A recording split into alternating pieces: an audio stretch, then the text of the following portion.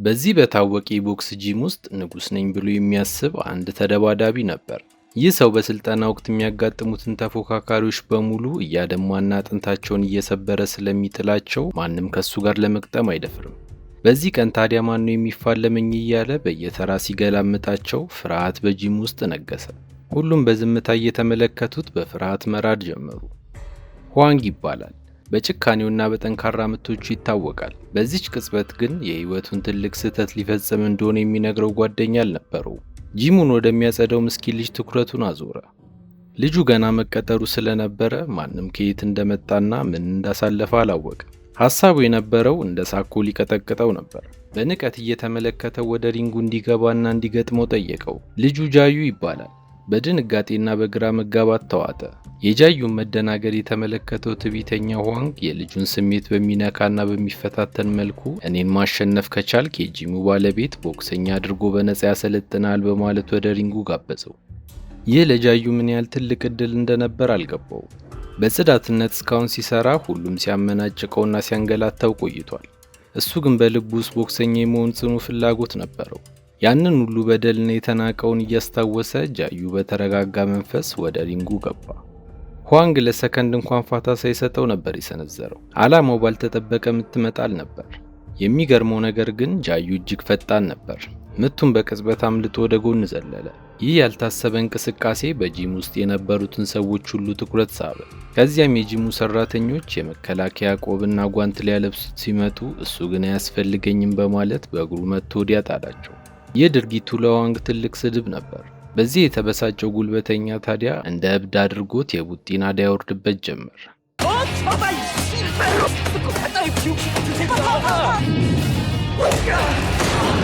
ጃዩን በቀላሉ ምቶቹን እየተከላከለ ወደ ኋላ ማፈግፈግ ጀመረ። ተመልካቾቹ የልጅ ፈርቶ የሚሸሽ መስሏቸው የሚወድቅበትን ሰዓት ይጠባበቁ ጀመር። ነገር ግን ተሳስተዋል። ጃዩ የሁዋንግን አቅም እየለካ ጉልበቱን እስኪጨርስ በጥበብ ሰዓቱን ጠበቀ። ሁዋንግ በመጨረሻ ደክሞ አቅሙ ሲመናመን ጃዩ ወደ ኋላ ማፈግፈጉን አቆመ። በታላቅ የራስ መተማመን አደገኛ ቡጢ ያሳረፈበት። ሁሉም በድንጋጤ አፋቸውን ያዙ። ማንም ባልጠበቀው ሁኔታ ጃዩ የፕሮፌሽናል ቦክሰኛውን ምት በመቋቋም በአሳቻ ሰዓት እጁን ሰብሮ ጣለው። ጉልበተኛው በስቃይ ሲያቃስት የጂሙ ድባብ ተቀየረ። ተመልካቾቹ እየሮጡ በረዶ አመጡ። ተደናግጠዋል። በዛሬው ቀን ትልቅ ውድድር ስለነበረበት ሁሉም ግራ ገባቸው። ትዕቢተኛውን በህመም ሲሰቃይ ይታይ ነበር። ይህ ጽዳት ሰራተኛ ተራ ሰው አልነበረም። ከጥቂት ዓመታት በፊት በሁለተኛ ደረጃ ትምህርት ቤት ዝምተኛና ሰው ላይ የማይደርስ ቀለም ተማሪ ነበር። ሆኖም በትምህርት ቤቱ ጉልበተኞች ቀን ከሌት ይሰቃይ ነበር። አንድ ቀን ታዲያ ትዕግስቱ ተሟጦ ጽዋው ሲሞላ በድንገት የጉልበተኛውን አይን በብዕር ወጋው። ይህ እርምጃው የዓመታት ቁጣውን ቢያበርድለትም ውጤቱ ግን ዘብጥያ መውረድ ሆነ። እስር ቤት ውስጥ ህይወት አልጋ ባልጋ አልነበረችም። ነገር ግን እንደ ዕድል ሆኖ የዓለም የቦክስ ሻምፒዮን የነበረ ወጣት እዛው እስር ቤት ተዋወቀ። ይህ ታላቅ ሰው ከዛን ቀን ጀምሮ አንድም ሳይደብቅ ረቂቅ የሆኑ የውጊያ ጥበቦችን አስተማረው። ከዚያ ጊዜ ጀምሮ የጃዩ ዕጣ ፈንታ ተቀየረ። ከአሰልቺ ስልጠና በኋላ በራስ መተማመኑ ሲጨምር የእስር ቤቱ ካቦዎችን ተራ በተራ እየገጠመ አሸነፋቸው። ክፋታቸውን ወደ ጸጸት፣ ንቀታቸውንም ወደ ይቅርታ ቀየረው። በመጨረሻም ከእስር ቤቱ ካቦዎች ጋር የጠበቀ ወዳጅነት መሰረተ። የእስር ጊዜውን አጠናቆ ከወጣ በኋላ ጃዩ ላፍታም አልቦዘነም። ከከተማ አውቶቡሶች ጋር እኩል እየሮጠ ልምምዱን ቀጥሏል። አብረውት ከእስር ቤት የተፈቱት እነዚያ ሶስቱ ጓደኞችም ዛሬ ድረስ አልተለዩትም። በህይወት ውስጥ እንደ ቤተሰብ ሆነው አብረውት ይኖራሉ። የቀድሞ ማንነታቸውን አውልቀው ለመጣልና ህይወትን ከዜሮ ለመጀመር ታላቅ ተጋድሎ እያደረጉ ነበር። አንደኛው በግንባታ ስራ ላይ ላቡን ሲያፈስ፣ ሌላኛው ደግሞ በፀሐይና በዝናብ እየተፈተነ በራሪ ወረቀቶችን ለካምፓኒዎች ያድላል። ሶስተኛው ደግሞ በፒዛ መጋገሪያ ውስጥ ተቀጥሮ የቀን ጉርሱን ለማግኘት ይለፋል። ሁሉም የምጣፍጠውን የነጻነት አየር እየተነፈሱ አዲስና ሰላማዊ ህይወትን ገንብተዋል። በዚህ ሁሉ መሃል ታዲያ ጃዩ በመንፈስ የለወጠውንና የቦክስ ጥበብ ያስተማረውን ያንን የክብር መምህሩን ላፍታም አይረሳውም። እስር ቤት ድረስ እየተመላለሰ ይጠይቀው ነበር። የዚህ ቦክስ ጂም ውስጥ የጽዳት ሰራተኛ ሆኖ እንዲቀጠር የመከረውም ይኸው መምህሩ ነበር። ነገር ግን ህይወት ለጃዩ አልጋ ባልጋ አልነበረች። አንተ ወንጀለኛ ነበርክ የሚለው ታፔላ ግንባሩ ላይ ስለተለጠፈ ሰዎች እንደ ሰው ሳይሆን እንደ ቆሻሻ ይመለከቱት ነበር። በደል ሲፈጸምበት አንገቱን ደፍቶ ከመቀበል ውጭ አማራጭ አልነበረውም። ይህ ሁሉ በደል ተጠራቅሞ ነበር በመጨረሻ በጂሙ ብሪተኛ ፊት የቆመው። በቦታው የነበረው ሰው ሁሉ ጃዩ ተዘረረ ብሎ ሲጠብቅ፣ የወደቀው ግን ትዕቢተኛው ሁዋንግ ሆነ። የሁዋንግ ፍቅረኛ ሳይቀር ጃዩ ሲደበደብ ለመቅረጽ ስልኳን አመሻሽታ ነበር። ነገር ግን ካሜራው የመዘገበው የፍቅረኛዋን ውርደት ሆነ። ይህንን ድል ተከትሎ የቦክሰኝነት እድል ያገኘ መስሎት በተስፋ ቦረቀ። ነገር ግን የጂሙ ባለቤት በተቃራኒው ይጮህበት ጀመር። ነገሩ እንዲህ ነው። ጂሙ በውጪ እንደሚታየው ተራ የስፖርት ማዕከል ሳይሆን በከተማው ውስጥ ባሉ አደገኛ የማፊያ ቡድኖች የሚደገፍ ድብቅ መቋመሪያ ነበር። በዚያች ምሽት ሁዋንግ በአንድ ወሳኝና ሚሊዮኖች በሚወራረዱበት የድብቅ ፍልሚያ ላይ ሊሳተፍ ቀጠሮ ተይዞለት ነበር። ነገር ግን ጃዩ የደረሰበት ጉዳት ይህንን ወርቃማ እድል አበላሸበት። የውድድሩ ሰዓት ሲደርስ ሀብታም ቁማርተኞች ገንዘባቸውን ይዘው ተሰብስበዋል። ነገር ግን ተወዳዳሪ ሁዋንግ አይታይም። ውድድሩ እንዳይሰረዝና የቁማርተኞቹ ገንዘብ እንዳያመልጥ የዚያ ጨካኝ የማፊያ ቡድን አለቃ አንድ አስደንጋጭ ውሳኔ ወሰነ። ራሱ ጓንቱን አጥልቆ ወደ ሪንጉ ገባ። ይህ ሰው በጭካኔው ወደር የማይገኝለት የተጋጠመውን ሁሉ ሞቱን እስኪመኝ ድረስ የሚቀጠቅጥ አውሬ ነበር። ሁለተኛው ተፋላሚ ታንክ ይባላል። የማፊያ አለቃውን በሪንጉ ውስጥ ሲመለከተው ነፍሱ ከስጋው እስክትለይ ድረስ ደነገጠ። ከዚህ ሰው ጋር መጋጠም ማለት የሞት ውል እንደመፈረም እንደሆነ ያውቃል። ወደ ኋላ ለማፈግፈግ ሞከረ። እሱም በሰይጣናዊ ፈገግታ እየተመለከተው ሕጉን ቀየረለት። ለ30 ሰከንድ ብቻ ከተቋቋምከኝ አሸናፊ ነህ፣ አንድ ምት እንኳን ካሳረፍክብኝ ደግሞ ዕዳህን ሁሉ ከፍልልሃለሁ አለው። ይህ ለታንክ የሞት ሽረት እድል ነበር። በተስፋ ተሞልቶ ወደ ሪንጉ ገባ። ዳኛው ደውሉን ሲደውል ግን የታንክ ተስፋ እንደ ጉም በነነ።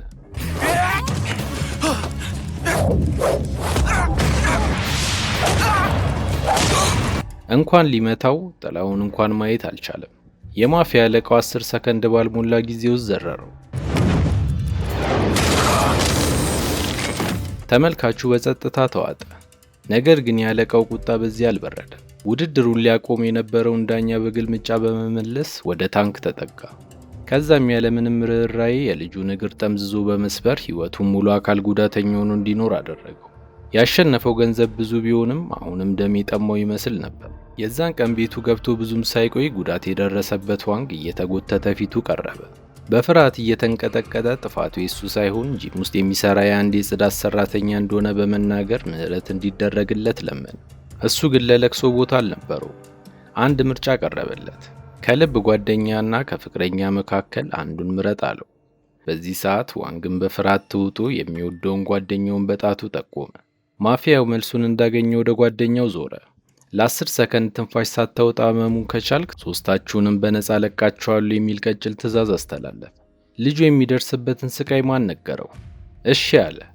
ወዲያው የፈላ ውሃ ውስጥ እጁን ነከረው። ከዛም 10 ሰከንድ መታገስ አቅቶት ጮኸ። በዛው ቅጽበት እጣ ፋንታቸውም ተወሰነ። የዛኑ ቀን ሶስቱንም አስረው ባህር ውስጥ ወረወሯቸው። ይህ ሁሉ ግፍ ተፈጽሞም የማፊያው ቁጣ ገና አልበረደም። ይሄ ሁሉ ጣጣ የመጣው ጃዩ በሚባል አንድ ተራ ጽዳት ሰራተኛ ምክንያት እንደሆነ ሲያስብ ውስጡ ተቃጠለ። ይሄ ጽዳት ሰራተኛ ማን ነው ብሎ ጠየቀ።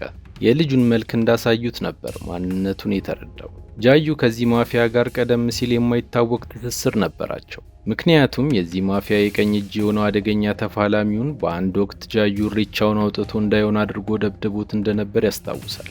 ይህንን ሲያስታውስ ግን ከመናደድ ይልቅ ደስታ ነበር የተሰማው። ጃዩ በሪንግ ውስጥ ሲጫወትበት የሚያሳየው ቪዲዮ ደጋግሞ ተመለከተ። የልጁ የውጊያ ስልት ከእድሜ በላይ የሆነው እርጋታውና ቅልጥፍናው አስደመመው። ይህ ልጅ ሊገኝ የማይችል ብርቅዬ እንቁ ነው ብሎ አሰበ። በመበቀል ፋንታም የራሱ ታማኝ አገልጋይና ቀኝ እጁ እንዲሆን ሊመለምለው ወሰነ። ይህ ሁሉ ሲፈጠር ጃዩ አገር ሰላም ብሎ ከልብ ጓደኞቹና ከፍቅረኛው ሚ ጋር በአንድ ምግብ ቤት ውስጥ ተቀምጧል። ጨዋታቸው ደምቆ በደስታ እየተመገቡ በነበረበት ሰዓት የሞት መልእክተኛ የሚመስለው ማፊያ ግን ውድ በሆነ የቅንጦት መኪናው ወደ እነሱ እየገሰገሰ ነበር። የትራፊክ ሕግ በመጣስና ሌሎች ተሽከርካሪዎችን በማስፈራራት በከፍተኛ ፍጥነት እየነዳ ነው። በዚያ አነዳዱ የተበሳጨ አንድ መንገደኛ መሳደብ ጀመረ። ማፊያው ግን ግድ አልነበረው። ትኩረቱ ሁሉ ጃዩን ማግኘት ነበር። ወደ ምግብ ቤቱ እንደደረሰ ጊዜ ሳያጠፋ ቀርቦ ወደ ጉዳዩ ገባ። አንተ ጃዩ አይደለህ? የኔን ቡድን ተቀላቀል፣ የሀብትና ጉልበት ባለቤት አደርጋለሁ ሲል በትዕቢት ጋበዘው። ጃዩ ግን ገና ሲያዩ ማንነቱን አውቋል። በሁለተኛ ደረጃ ትምህርት ቤት እያለ ሕይወቱን ያበላሸውና ለእስር የዳረገው ያ ጉልበተኛ ወጣት ለዚህ ማፊያ አለቃ እንደሚሰራ ሲረዳ ደሙ ፈላ። በፍጹም ላንተ አልሰራም በማለት ጥያቄውን ውድቅ አደረገው። ቦክሰኛ የመሆን ህልሙ ከፍተኛ ቢሆንም ደም ከጠማቸው ማፊያዎች ጋር እጁን ላለማቆሸሽ ወሰነ። ሁልጊዜ ሰዎች የሚደፉለት የሚንበረከኩለት፣ ቀና ብሎ እንኳን የማያዩት ይህ ማፊያ እንዲህ አይነት እምቢታ ይገጥመኛል ብሎ አልጠበቀም። ቢሆንም ግን ለጃዩ ያዘጋጀው ትልቅ እቅድ ስለነበረ ወደ ጥቃት ከመግባት ይልቅ ሌላ እድል ሊሰጠው ወሰነ። በዚያ መሃል ግን ድባቡን ይበልጥ ያከረረው በመንገድ ላይ ሲሳደብ የነበረው ግልፍተኛ አሽከርካሪ ተከትሎት መምጣቱ ነበር። ይህ ምስኪን ሰው የማፊያውን ማንነትና የነበረበትን ሙድ አላወቀም። እሱም በጃዩ እምቢታ የተሰማውን ቁጣ በዚያ ምስኪን ሰው ላይ ተወጣበት። ሜይ ይህንን ግፍ ስትመለከት በቁጣ መጮህና መሳደብ ጀመረች። የሚገርመው ግን ማፊያው በሜይ ድፍረት ተደስቶ በፈገግታ ይመለከታት ነበር። በሚቀጥለው ቀን ታዲያ ሜይ ከስራ ወጥታ ወደ ቤቷ እየተመለሰች እያለ በመንገድ ላይ አንዲት ነፍሰ ጡር ሴት ተመለከተች። እቃዎቿ ተበታትነውባት ስትሰቃይ ሜይም በፍጥነት ለመርዳት ሮጠች። እቃዎቿን ሰብስባ እስከ መኪናው ድረስ አገዘቻት። ነገር ግን ፊቷን ስታዞር ያየችው ነገር አስደነገጣት። ያቺ ነፍሰ ጡር በቆመችበት ሲጋራዋን ስትለኩስ አየቻት። ነገር ሁሉ የተቀነባበረ ተንኮል ነበር። ያቺ ሴት የማፊያ አለቃው ተላላኪ እንጂ ነፍሰ ጡር አልነበረችም። ብዙም ሳይቆይ አንድ ግዙፍ ሰው ከበስተጀርባዋ በድንገት ሜይን አፍኖ መኪና ውስጥ ከተታት። ብዙም ሳይቆይ ነበር የቪዲዮ መልእክት ለጃዩ የላኩለት። ቪዲዮውን እንዳየው ልቡ ተሰነጠቀ። የሚወዳት ፍቅረኛው በአረመኔዎች እጅ ወድቃ ስትሰቃይ ማየት ደሙን አፈላ። የትላንትናው ምሽት ትዝ አለው። ከማፊያው ጋር የነበረው ለአስጨራሽ ግጭት ለዚህ ሁሉ መዘዝ እንደዳረጋቸው ሲረዳ የጸጸትና የበቀል ስሜት ተቀላቀለበት። ስለ ራሱ ሕይወት ቅንጣት ያክል ግድ አልነበረው። ሊገጥመው የሚችለው አደጋ ምንም ይሁን ምን ከፍቅረኛው ላይ አንዲት የፀጉር ዘለላ እንድትነካ አልፈለገም። በዚህ ስሜት እየተብከነከነ እያለ ነበር ያሉበትን አድራሻ የላኩለት። ፖሊስ እንዳይጠራ በጥብቅ አስጠንቅቀውታል። ጃዩና ጓደኞቹም ቢሆኑ ለፖሊስ የመደወል ምንም ሐሳብ አልነበራቸውም። ጉዳዩን በራሳቸው መንገድ ለመፍታት ወስነዋል። ጓደኞቹ አሁን የተረጋጋ ሕይወት ይኖራቸው እንጂ ቀደም ሲል አንድ ሙሉ እስር ቤት የተቆጣጠሩ በጭካኔያቸው የሚፈሩ ካቦዎች ነበሩ።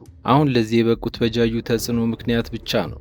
ታዲያ የጃዩ ጉዳት የእነሱም ጉዳት ነውና ያንን የቀድሞ ማንነታቸውን ለበጎ ዓላማ ቀስቅሰው ወዲያውኑ ሜይን ለማዳን ሮጡ። ተመካክረው እንደጨረሱ በመኪና ወደ ተላከላቸው አድራሻ ተምዘገዘጉ። ቦታው ከከተማው ርቀው የሚገኝ ጭር ያለና የተተወ የድሮ ፋብሪካ ነበር። ያንን ሰፊ ግቢ በፍጥነት ለማሰስ ቡድኑ ለሁለት ተከፈለ። እቅዱ ግልጽ ነበር። መጀመሪያ ሜይን ያገኘ ሰው ለሌላ መልእክት እንዲሰጥና ኃይላቸውን አስተባብረው ለማጥቃት ተስማሙ። ከዛም ጃዩና ጓደኛው ዴፕ ወደ ፋብሪካው ውስጠኛ ክፍል አመሩ። ቦታው እጅግ ሰፊና በውስብስብ መተላለፊያዎች የተሞላ ስለነበር ድምፃቸውን አጥፍተው እንደ ጥላ እያደቡ መፈለግ ጀመሩ። ለመተንፈስ እንኳን እስኪፈሩ ድረስ አካባቢው አስፈሪ ጸጥታ የሰፈነበት ነበር። በዚህ ውጥረት ውስጥ እያሉ ድንገት ጃዩ አንድ ሐሳብ መጣለት። ድምጽ ሳያሰማ ስልኩን አውጥቶ ወደ ፍቅረኛው ቁጥር ደወለ። ልክ እንደገመተውም ከውስጠኛው ክፍል ውስጥ የስልክ ጥሪው አስተጋባ። ድምጹን ተከትለው ወደ ውስጥ ሲገቡ ባዶ የመዋኛ ገንዳ ውስጥ ፍቅረኛው ተጥላ አገኘው። እሷም ከፊቷ ቆሞ ስታይ በታፈነ ስሜት የደረሱልኝ ጩኸት አሰማች። ፊቷ ላይ የሚታየው ፍርሃትና የደረሰባት መከራ ሲመለከት ውስጡ የነበረው ትዕግስት ተሟጠጠ። እንደ ተራበ ነብር ተወረወረባቸው።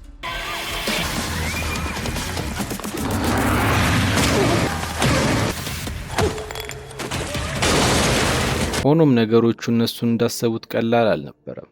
ሜይን ከታሰረችበት ፈቶ ነፃ ሊያወጣት ሲል አይኖቿ ውስጥ ከፍተኛ ፍርሃት ተመለከተ። የማሰቢያ ጊዜ እንኳን ሳያገኝ በሁለተኛ ፎቅ ላይ የነበረው በር ተበረገደ። ብዛት ያላቸው የታጠቁ የማፊያ አባላት እንደ ንብ ከበቧቸው። ከዛም አንዲት ረጅም ፀጉር ያላት ሴት እየተጉረጠረጠች ቀጭን ትዕዛዝ አስተላለፈች። ወዲያውን ወደ እነሱ ተንደረደሩ። ውርጅብኝ ወረደባቸው። ምንም እንኳን ጃዩና ጓደኛው በጀግንነት ቢታገሉም ብዛታቸውን ሊቋቋሙት አልቻሉ። በመጨረሻም እጅ ሰጥተው በቁጥጥር ስር ዋሉ። ሁለቱ እየጎተቱ ወደ መኪናው ሲወስዷቸው ብቸኛ ተስፋቸው የቀሩት ሁለት ጓደኞቻቸው በጠላት እጅ አለመውደቃቸው ነበር። ጃዩ ራሱን ከሳተበት ሲነቃ ያ የማፊያ አለቃ በትዕቢት ተወጥሮ እየጠበቀው ነበር። በአንድ በኩል የነፍስ ጓደኛው ፓንግ፣ በሌላ በኩል ደግሞ ፍቅረኛው ሜይ ታስረው ለእርድ እንደቀረቡ በጎች ተቀምጠዋል። ማፊያው ወደ ጃዩ ቀስ ብሎ እየተራመደ ሲመጣ በፊቱ ላይ የሚነበበው ፈገግታ ሊናገር ያሰበውን ክፉ ነገር ያመላክት ነበር። ምርጫ ቀረበለት። ከሁለቱ አንዳቸው መሞት አለባቸው።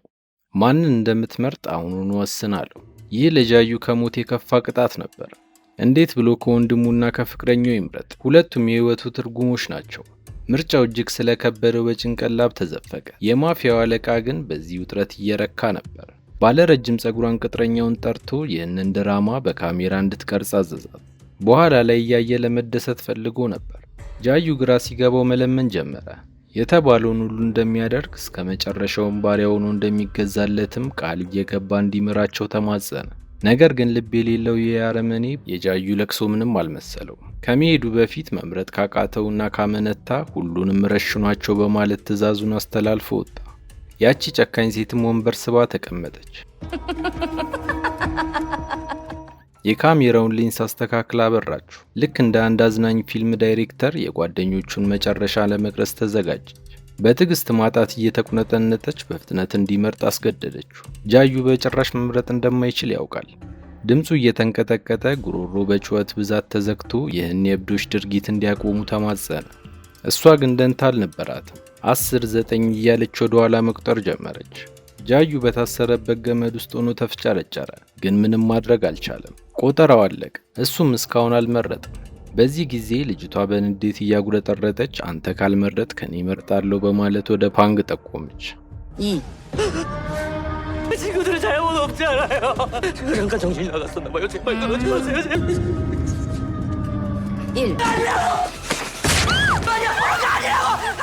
የጓደኛው የህመም ጩኸት የጃዩን ቅስም ሰበረው። ሆኖም ያን ያህል ጉዳት አድርሳበትም አልረካችም።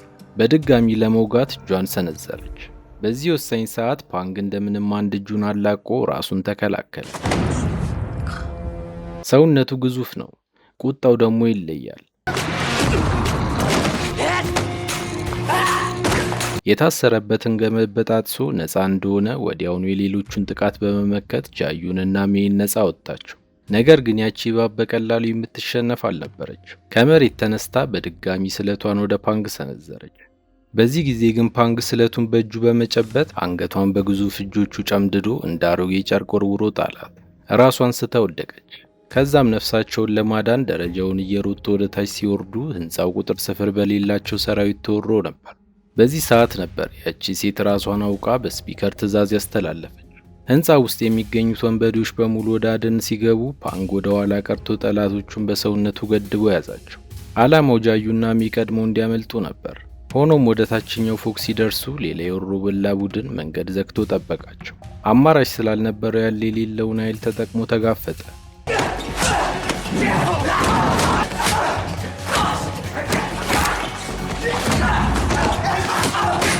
በእጃቸው ውስጥ መግባት ምን ያህል ዋጋ ሊያስከፍለው እንደነበር ስለተረዳ ነፃነቱን ደግሞ ማጣት አልፈለገም።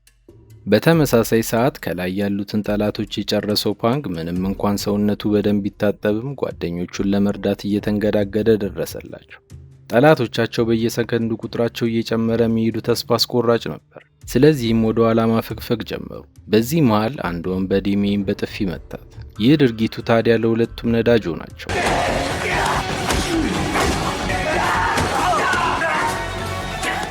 በመጨረሻ በሩ ጋር ደርሰው አመለጥን ብለው ሲያስቡ ግን ተጨማሪ ማፊያ ሰራዊት መግቢያውን ዘግቶ እየጠበቃቸው ነበር። ፓንግ ወደ ቁስሉ ዝቅ ብሎ ተመለከተ። ከወገቡ የሚፈሰው ደም አልቆመም። አቅሙ እያለቀ መሆኑን ምናልባትም ይህ የመጨረሻ እስትንፋስ እንደሆነ ተረዳ። ለዚህም ወደ ጃዩ በመዞር ይህ የመጨረሻዬ ነው አለው። ከዛም በቆራጥነት እነሱ እንዲያመልጡና እሱ የቀሩትን እንዲፋለም እየነገረ ወደ ኋላ ገፋቸው። እሱም እሺ ብሎ የፍቅረኛውን እጅ እንደያዘ ወደ መኪና ማቆሚያው አመሩ። ነገር ግን ብዙም ሳይርቁ ነበር በሌሎች የማፊያ አባላት የተከበቡት። ጃዩ ይቺን ቀን በህይወት እንደማይተርፍ አሁን አረጋገጠ።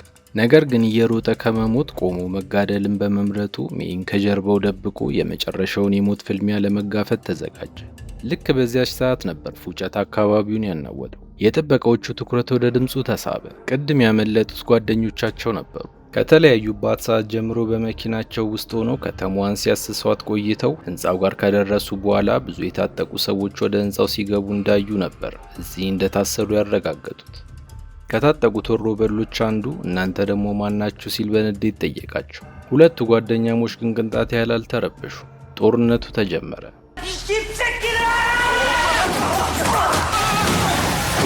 ፍልሚያው የተለየ ነው።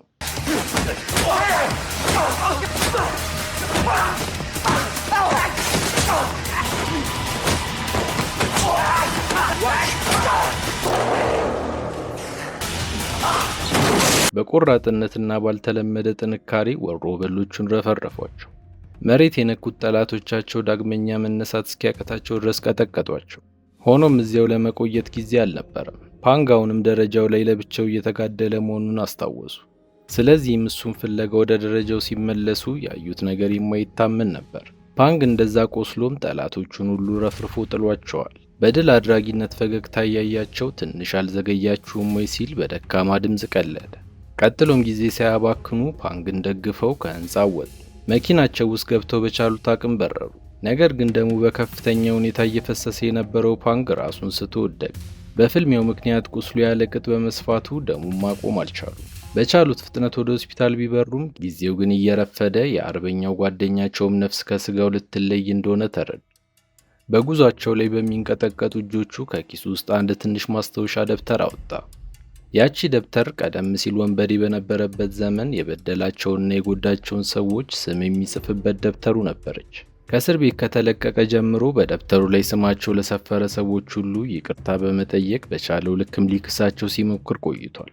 አሁን ግን ጉዞ ሊያበቃ መሆኑን ገብቶታል። በተቆራረጠ ትንፋሽ ጃዩን ተማጸነው። እኔ ከሄድኩ በኋላ በዚህ ደብተር ላይ ያሉትን ሰዎች እየፈለክ ይቅርታዬን አድርስልኝ አለው።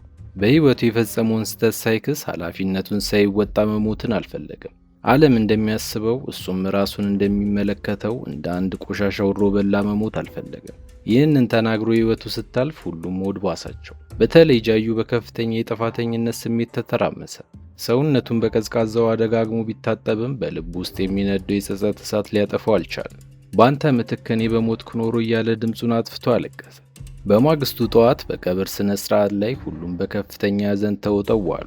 የፓንግ ታናሽ እህት አይኖቿ በለቅሶ አብጠውና በሐዘን ተሰብራ ተገኘች። ወንድሟን አታ የምትይዝ የምትጨብጠው የጠፋት ያቺ ምስኪን ልጅ ቁጣዋን በጃዩና በጓደኞቹ ላይ አዘነበች። ወንድሜን መጠበቅ ሲገባችሁ ለሞት አሳልፋችሁ ሰጣችሁት እያለች በጩኸት ወቀሰቻቸው። የልጅቷ ሁኔታ ሲጨመርበት ደግሞ ጃዩ የጥፋተኝነት ስሜቱ ከአቅሙ በላይ ስለሆነበት ተንበርክኮ የእህቱ እግር ስር ወደቀ። ይቅርታዋን ለመነ። የቀብር ስነ ስርዓቱ ካለቀ በኋላ እንኳን በዚህ ኃይለኛ ዝናብ ስር ሆኖ ተንሰቅስቆ ያለቅስ ነበር። የፓንግ እህት ከሩቅ ሆና የጃዩን ልብ የሚሰብር ለቅሶና እውነተኛ ሐዘን እየተመለከተች ስለነበር ቀስ በቀስ በውስጧ የነበረው ቁጣ ወደ ርኅራኄ ተለወጠ። መጀመሪያ ላይ ወደ ፖሊስ በመሄድ የማፊያውን መሪ የሚፈጽማቸውን ወንጀሎች በጠቅላላ ለማጋለጥ አስበው ነበር። ሆኖም ውስጥ እንደገቡ ማፊያው ለፖሊስ ከፍተኛ ባለስልጣናት ጉቦ ሲሰጥ ባይናቸው አዩ። ፍትህ በገንዘብ ስትሸጥ ማየታቸው ደግሞ በፍትህ ተስፋ እንዲቆርጡና ለበቀል እንዲነሳሱ አደረጋቸው። በዚህ መሃል የፓንግ እህት ባልተጠበቀ ሁኔታ ከፊታቸው ቆመች። እኔም አብሬያችሁ ዘምታለሁ፣ የሞተው የገዛ ወንድሜ ነው በማለት ቁርጥ ውሳኔዋን አሳወቀች። ብቸኛው የተስፋ ጭላንጭላቸው በዚያች ዕለት በሴትዮ የተቀረጸው ቪዲዮ ነበር።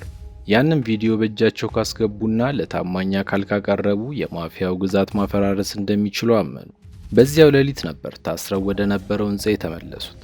ቦታው ላይ የተወሰኑ ጠባቂዎች ነበሩ። በዚህ ሰዓት ጃዩ የህንጻውን የተፈጥሮ ጋዝ መስመር በመቁረጥና ማይክሮዌቭ በመጠቀም ትልቅ ፍንዳታ ፈጠረ። በርካታ ወንበዴዎችንም ቀነሰ።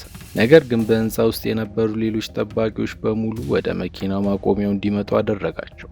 ይህ የጃዩ ዋና እቅድ ነበር። እቅዱ ጥሩ ቢሆንም የወሮበሎቹ ብዛት ግን ከነሱ ጋር ሲነጻጸር እጅግ ከፍተኛ ነበር። ፍልሚያው አደገኛ ሆነ።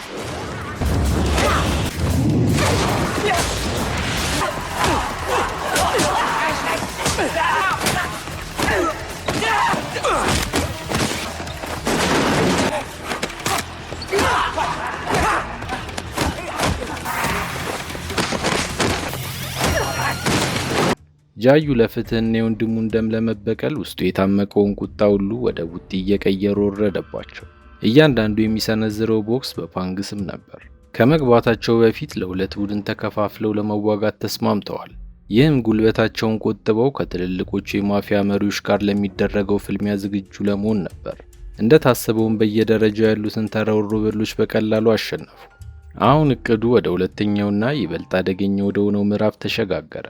ጃዩ ያንን ወሳኝ ቪዲዮ ፍለጋ ወደ ህንጻው ውስጠኛው ክፍል ሲገባ፣ ቀሪዎቹ ደግሞ ከውጭ የሚመጣውን ተጨማሪ ጠላት ኃይል ለመክታትና መንገዱን ክፍት ለማድረግ ቆዩ። በዚህ መሃል የፓንግ ታናሽ እህት ማንም ያልገመተውን ብቃት እንዳላት አሳየች። ገና ወደ ሊፍት እንደገባች ሁለት ግዙፍ ወንበዴዎችን በሰከንድ ነበር የዘረረችው።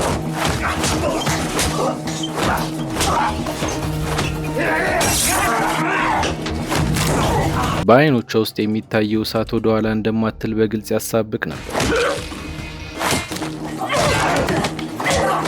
በጓደኞቹ ብርቱ ጥበቃ የታገዘው ጃዩ በመጨረሻ ተሳክቶለት የጥበቃ ክፍል ውስጥ ዘልቆ መግባት ቻለ።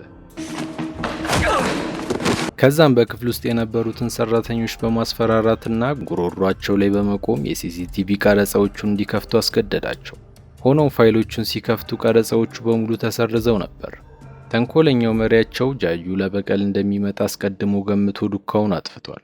ቢሆንም እሱና ጓደኞቹ እስከ ዋናው መምሪያ ድረስ ጥሰው ይገባሉ ብሎ አልጠበቀም። ማፊያው ይህንን እየተመለከተ ጨዋታው አሁን ይበልጥ ደስ የሚል መልክ እንደያዘ ለቅጥረኞቹ እየሳቀ ከገለጸ በኋላ እስቲ ወደ ታች ወርደን ባይናችን እንያቸው በማለት ይዟቸው ወረደ። በተመሳሳይ ሰዓት ጃዩና ጓደኞቹ መፈናፈኛ አልነበራቸው። መውጫውም ሆነ መግቢያው በጠላት ተከቧል። በዚህ ሰዓት ታዲያ በድንገት በህንፃው ስፒከሮች ያልተጠበቀ ድምፅ መሰማት ጀመረ። ቀደም ሲል ጃዩ ከፍቅረኛውና ከጓደኛው ለመምረጥ ሲገደድ ለጓደኞቹ ህይወት ሲለምንና በስቃይ ሲጮህ የቀረጹትን ድምፅ ነበር። ይህ የማፊያው ታክቲክ ነበር። ጃዩን በንዴት አሳብዶት ስህተት እንዲሰራ ማነሳሳት። ያ ድምፅ እንዳሰበውም ደሙን አፈላው፣ አረረ።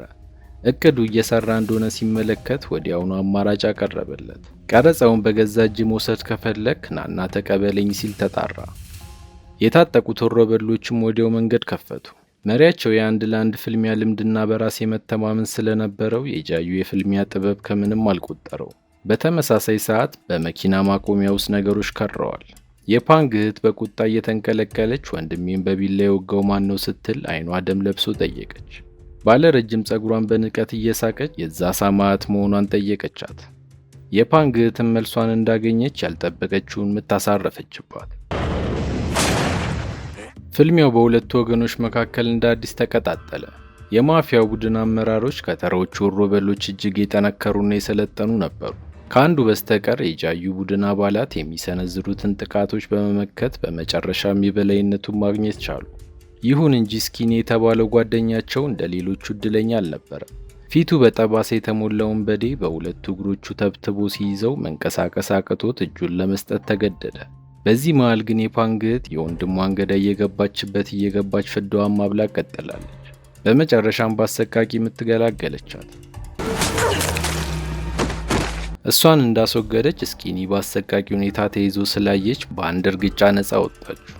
በዚህም የጦርነቱ ሚዛን ቀይራው 3 በ2 ሆነው ጠላቶቻቸውን ማርበድበድ ጀመሩ። ይህ በእንዲህ እንዳለ በላይኛው ፎቅ ጃዩ በመጨረሻ የመሪውን ክፍል አገኘው። የሚገርመው ግን ዘና ብሎ እየጠበቀው መሆኑ ነበር። ያንን ቪዲዮ የያዘውን ፍላሽ መሬት ላይ ወርውሮ በንቀት እያየው ብቃቱ ካለ መተውሰደው በማለት ለፍልሚያ ጋበዘው። ጃዩ ግራ ገባው። በመካከላቸው ምንም አይነት የግል ቂም አልነበረም። ታዲያ ለምን ይህ ሰው ነገሮችን ይህን ያህል እንዳጋጋለው ሊገባው አልቻለም። ስለዚህም ወደ ጸቡ ከመግባቱ በፊት ለምንድን ነው ይህን ሁሉ የምታደርገው ሲል ጠየቀው። እሱም በደረቅ ሳቅ ታጅቦ ስለሚያስደስተኝ ብሎ መለሰለት። እሱም መልሱን እንደሰማ እንደ ተወርዋሪ ኮከብ ተወረወረበት። ማፊያው የዋዛ አልነበረም። ክንዱ ላይ ከባድ ምት አሳረፈበት። በታችኛው ፎቅ ላይ ጦርነቱ እንደቀጠለ ነው። ያ ባለ ጠባሳው ፊት ወንበዴ አሁን ደግሞ የፓንግን እህት በእግሮቹ ተብትቦ ይዟታል። እየተሰቃየች በህመም እያቃሰተች አቅሟ ሊከዳት ሲል ግን ስኪኒ ደርሶ ብድሩን መለሰ። ትልቁና አስጨናቂው ፍልሚያ ግን በጃዩና በአለቃው መካከል ነበር። ብዙ ቡጢዎችን ቢለዋወጡም የማፊያው ፍጥነት የተለየ ስለነበር ያለውን ሁሉ ኃይል ቢያሟጥጥም የጠላቱን ቆዳ እንኳን መንካት አልቻለም።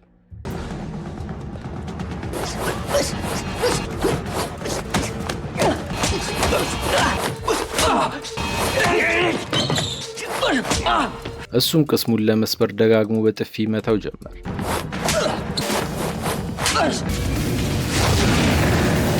ጃዩ በራስ መተማመኑ እየላላና ተስፋው እየደበዘዘ መጣ።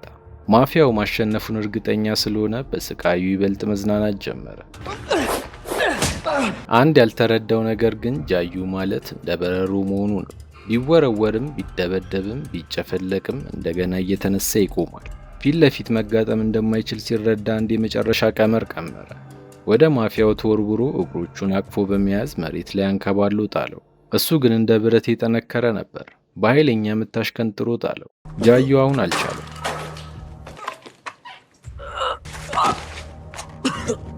አቅሙ ተሟጦ ተስፋ መቁረጥ በልቡ ውስጥ መንገስ ጀመረ።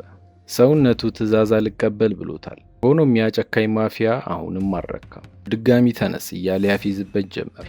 ከዛም በመጨረሻ በሰነዘረው ምት መስታወት ላይ አላተመው። ቀጥሎም ያንን የጃዩን የልምምድ ድምፅ ደግሞ ከፈተው። ጃዩ በንዴት አይኖቹ ደም ለበሱ። ነገር ግን ቁጣው ጥበብ የታከለበት ስላልነበረ ለጠላቱ ይበልጥ ምቹ ሆነለት። ጉሮሮውን አንቆ በመያዝ መንፈራገጥ እንኳን እንዳይችል አደረገው። እየተሳለቀና እያሰቃየው ያንን የውርደት ቪዲዮ እንዲመለከት አስገደደው። ትንፋሹ ሊቆረጥ ነፍሱ ልትወጣ ደረሰች። ልክ በዚያች የሞትና የሕይወት ጠርዝ ላይ ነበር የፓንግ ምስል በአእምሮ የመጣው። በቃ እንዲህ በቀላሉ እጅ ልትሰጥ ነው ብሎ የሚጠይቀው መሰለ። ያቺ ጥያቄ አቀጣጠለችው። የሞተውን መንፈሱን ቀሰቀሰች። በአንድ ጊዜ ከአቅም በላይ የሆነ ኃይል አሰባስቦ ቀንጥሮ መሬት ላይ ጣለው። በራስ መተማመኑ ተመለሰለት።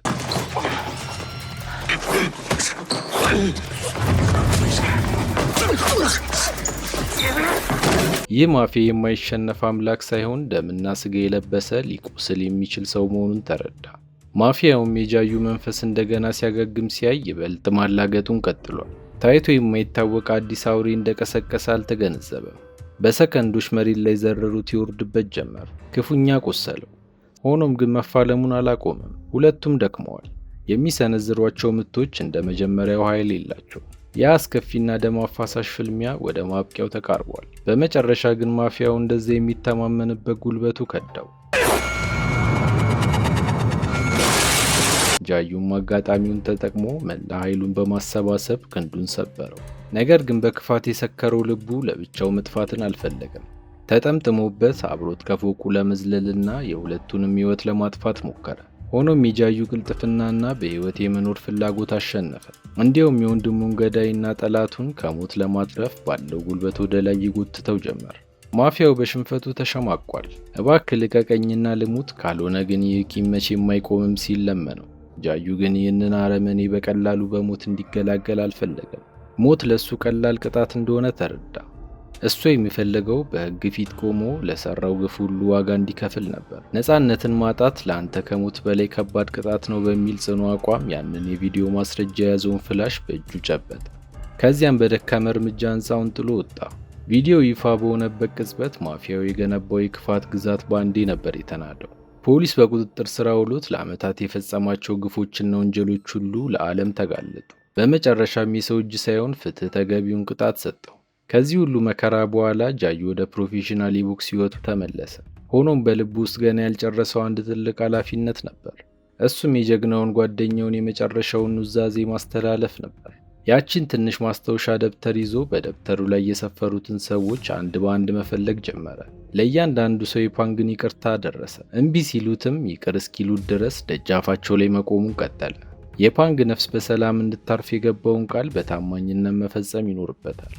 እስከ መጨረሻው ስለተከታተላችሁኝ አመሰግናለሁ። ምንም አይነት ሀሳብና አስተያየት ካሉት ኮሜንት ላይ ለማስቀመጥ ወደ ኋላ ይበሉ። ቪዲዮውን ላይክ እና ሰብስክራይብ በማድረግ ያበረታቱን። አመሰግናለሁ።